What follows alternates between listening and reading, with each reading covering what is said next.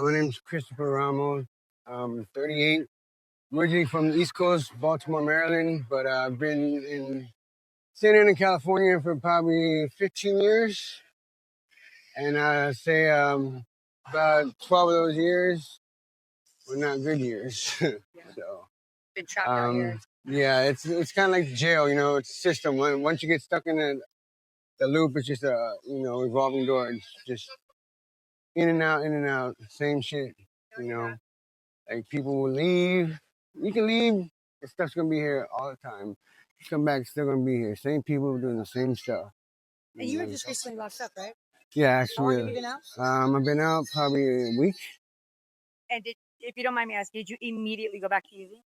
So, okay, so when you're in jail, obviously you get sober and you start thinking like, yeah, I'm never gonna go back to that, but we're telling ourselves lies because the moment you get out, you're thinking about where can I go get it?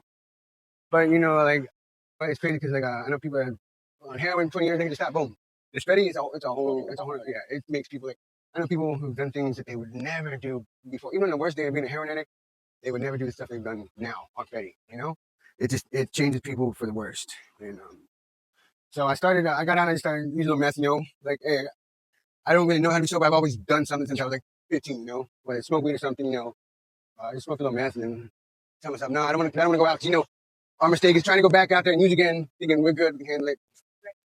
No, I didn't know D at all, thank God, because I got really high on meth, and the person who I was with, they don't want to see me back on that shit, so they only allowed me, and they even told everybody else, like, don't let him smoke.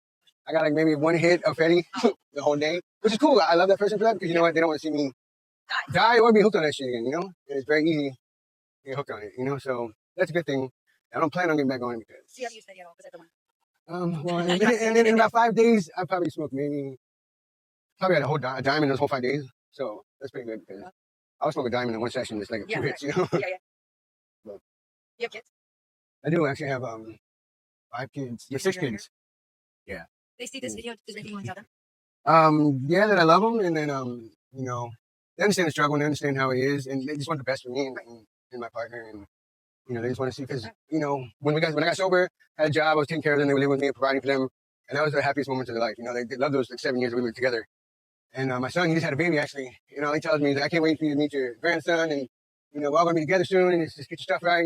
He forgives me. He knows how it is. He understands. Being out here, like you gotta do what you gotta do, and he just wants us to get better. And I'm telling him now that that's my plan is to stay clean because first off I'm on probation formal, which he's at a drug test and everything, so that's gonna kind of give me some accountability so I can stay clean.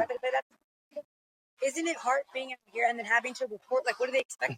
Exactly, and they say, oh, you can't hang around people who are felons or who do drugs or this and that. I'm like, come on, you can't walk 5 feet down the street without knowing somebody or being around somebody who either uses drugs or, has drugs. So I'm like, that's kind of hard to stay sober or anything like that around here. Especially if you're like, don't have a place to actually stay, like a hotel room, because once you fall asleep, everything you own is gone. It's gone. Have you been a subject by out here? I've been robbed, a couple times before.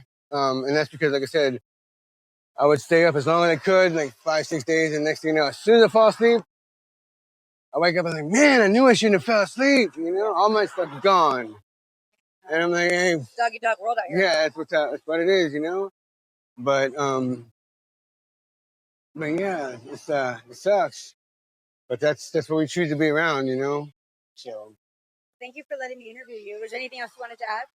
Yeah, that sometimes like for the other people who are out here and addicts, a lot of us, I guess, we just I think we don't try to get out because we figure this is how we are and that's how we're always going to be, and why get out and have to deal with the real world and real feelings, But like, that's exactly what every addict thinks. I'm fine. Yeah, well, good, congratulations, But the thing is, like they say in I think AA, nothing changes if nothing changes, So you have to take a step, and believe me, God doesn't want this for us, and He'll be supportive. Like you just gotta you gotta do the footwork. Like nothing just handed to you. You're not gonna just get sober and get a house and everything. You have to want it and you have to work for it, And there is a better way for us to live, and this isn't life out here.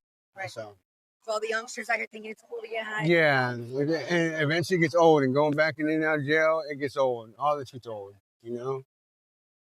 It's no life for at your all. time, and I really appreciate your. Thank you.